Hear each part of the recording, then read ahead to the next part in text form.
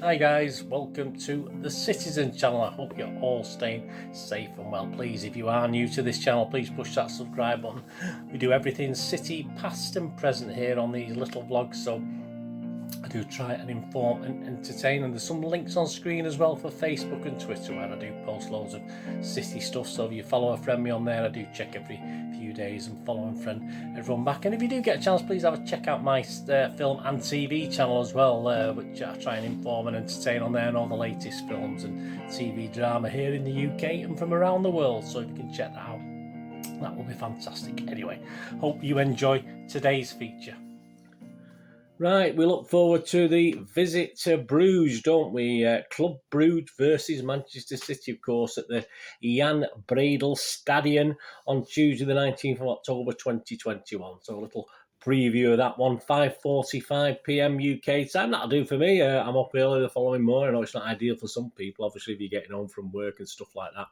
And any of you guys going over there, please look after yourselves and stay safe, as we say, don't we? Well, I do anyway. So I think everyone else does it, don't they? Yeah, so match 3 of the Champions League Group A, and we'll be having a look at Bruges, of course, how they're doing in their own league and in the Champions League.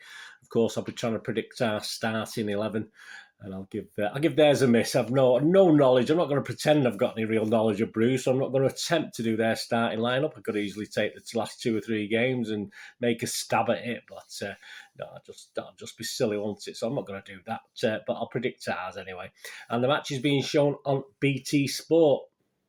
And I assume City will have a full replay of the game from midnight that night. Who's in charge? Well, we're going over to Romania. We've got a bit of a mishmash this time. I thought it was like all the same country, and then you tend to have a different one for the assistant VAR, but a bit of a mishmash this time.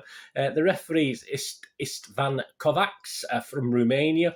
His linos are Vasil Florin Baranescu from Romania and Ovidiu Artent from Romania, but the VAR referee is Paolo Valeri from Italy. Yeah, so there you go. His assistant is from Switzerland, FREDDIE San. So yeah, a bit of a mix-up. And then obviously back to Romania for the 4th official, Marian Alexandru Barbu. I have no idea if that Marian is a man's or female's name in Romania. My apologies, I don't know. So we'll either get a pleasant surprise or not when it comes to the match on Tuesday evening, won't we? Yeah, onto Bruges. Of course, they've been in 2 European finals in their history, both in the late 70s. Once, of course, in the European Cup and one in the UEFA Cup. And sadly, they were beaten both times.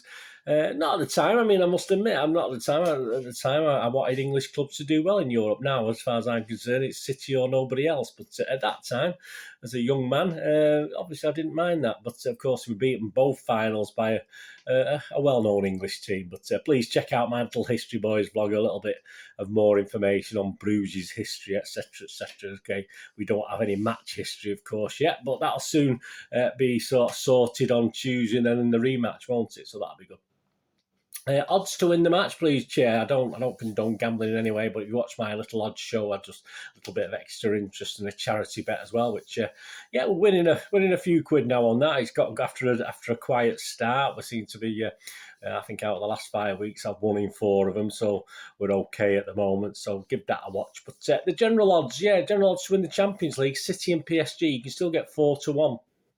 Bayern Munich, you can get 9-2. With Bayern Munich. Chelsea and Liverpool, I won't mention that other rabble across the road. Chelsea and Liverpool are 8-1, and Bruges, if you fancy Bruges, they're 100-1 to lift the Champions League. So that's interesting. If you go on to the match itself, City are 2-7 on, which is fair enough. A draw is 19-4 with Bet365, and Bruges is 9-1 generally to win. So if you fancy Bruges to nick this one, which will be very disappointing, but there you go. Anyway, please check out my little special odds feature if you get a chance. There'll be links for this in the History Boys thing on screen and underneath in the comments, etc. We sit, of course, third, City, behind Bruges and PSG. So not great, not the greatest start we would have hoped. I mean, certainly first, second would have been ideal, but that's just how how it rolls, isn't it? That's how it is. The PSG defeat has sort of turned this into a must-win for me. I don't know what you think. Certainly a must-win for me, and Pep will surely play his best available 11. There may be 2 or 3 alternatives within that best 11. I'm sure there could be, but yeah, so it'll be an interesting game. if you look back at Bruges' game against PSG, I mean, PSG could have won that one, don't get me wrong, but they could have also have lost it. It was quite an interesting game. So City will have to dominate this and try to quieten the fans. I say it's only a small ground, only holds 20-odd thousand, but the fans are very passionate, and they are officially called Bruges' 12th man, by the club. So, obviously we get a lot of this in Europe, don't we? So obviously it's going to be very loud, very noisy. I know there'll be City fans over there, but I doubt very much we'll get to hear much from them amongst the noise from the home fans. But yeah, we've got to try and quieten those fans, or at least not quieten them, but at least keep them to a decibel lower, which is, because obviously to quieten them totally would be quite impossible. So it's like any team like us, if we're getting beat, we're usually louder. But there you go. But we've got to force them into mistakes as well. They're not the greatest on the ball. Their possession stats and completion rates on passes aren't fantastic. So if we can force them into mistakes rather than making mistakes ourselves with our press, then I think we'll be okay. A bit like it's a totally different thing to Chelsea and Liverpool games, but obviously we can have that sort of press that we did against Chelsea and sort of knock all the fight out of them. That'll be ideal. As far as Bruges, in the league, of course, they are the defending champions. They currently sit in the league. They've only lost one game. They sit second in the league. They've only lost one game. They've won 6, drawn 4, and lost 1. So yeah, although they've drawn a few too many games, they're doing all right. The leaders, Union Saint Gilloise, is it? I'm not too sure. I have no idea who they are. I've not sort of heard of that team, but they're the leaders in the Belgian league at the moment, doing very well. But say Bruges are in shouting distance, so it's no big deal there. And of course, last Friday they played a team called Kortrijk and a Vormer brace. In a comfortable-ish, it wasn't totally perfect. Kortrijk played quite well. A 2-0 home win. They had 9th Kortrijk in an 18-team league, so obviously it kept their sort of league form going. But it was far from conclusive. But it was as in City versus Burnley, it was just adequate to win the game and get the 3 points, which is perhaps all that matters sometimes, isn't it? In some games. In the Champions League, although the ground is very small, they certainly do make up for an atmosphere. And it was the crowd that sort of pushed them on, I think, for that first game against PSG, a creditable 1-1 draw in the end of the said, which could have gone either way. Sort of second half was excellent, a pulsating second half, but a really good, hard, drawn 1-1 draw with PSG, which I don't think PSG travelled too well as well. So I'd say it's all right, a little bit of a proviso on that, but no, it was a good draw for Bruges. And of course, he followed this up with a 2-1 win. Creditable win in Leipzig after being a goal down. And despite Leipzig RB's efforts to get a valuable draw in the second half, Bruges played well to hang on and actually hung on well and didn't play too bad overall in the game either. But back home, as I said, I would expect them to sort of at least try and replicate their Spurs performance against leaders PSG, which is why we have to sort of go out and try and quieten them and try and stymie their sort of team tactics with hopefully our best 11, which brings us on to that, doesn't it? Obviously, my City 11. There's a couple. I'll go through the 11 then. Just a couple of provisos. Obviously, Ederson and Jesus flew straight to Belgium from international duty, but they are expected to start this game, I would have thought, to be honest with you. And obviously, my 11, Ederson, Walker, Diaz, Stones, Cancelo, Rodri, Bernardo, KDB, Grealish, Foden and Jesus. I think, Gundogan is possible, but he was on the bench against Burnley, of course, but obviously he's got no minutes in him. But, Pep's Pep, isn't he? He might stick him straight in, but it wouldn't surprise me. But I've left Gundo out of that, although it could happen. And, of course, Laporte, I've left Laporte out for Stones, but it wouldn't surprise me one iota if Laporte starts alongside Diaz, who I think is a shoe-in, isn't he? Let's be honest about it. But so Laporte and Diaz could be the central partnership, but I'm hoping Stones' good display against Burnley sort of earns him that spot, to be honest with you. And someone did mention, I didn't really think about Zinchenko, but obviously Cancelo might do with a little rest. I know Zinchenko does play some European games. So again, fitness-wise, he's not played yet, has he? So again, it's a bit like Gundogan. It's just a strange one whether he'll risk Zinchenko from the start. I just stick with his tried and trusted Cancelo, of course, who's been playing very, very well in the last few games. But that's an interesting 11. Let me know what you think about that 11. I think that's more or less our strongest. As I said, there's 2 or 3 options, and if I haven't mentioned a player, I don't think they're probably worthy or up to playing in the game. So I'm not going to mention certain players that I've not mentioned for this game. But anything different to that squad of 14 starting, I'll be a little bit surprised. But hey, I will be surprised. But we're talking Pep here, aren't we? So anyway, let me know what you think.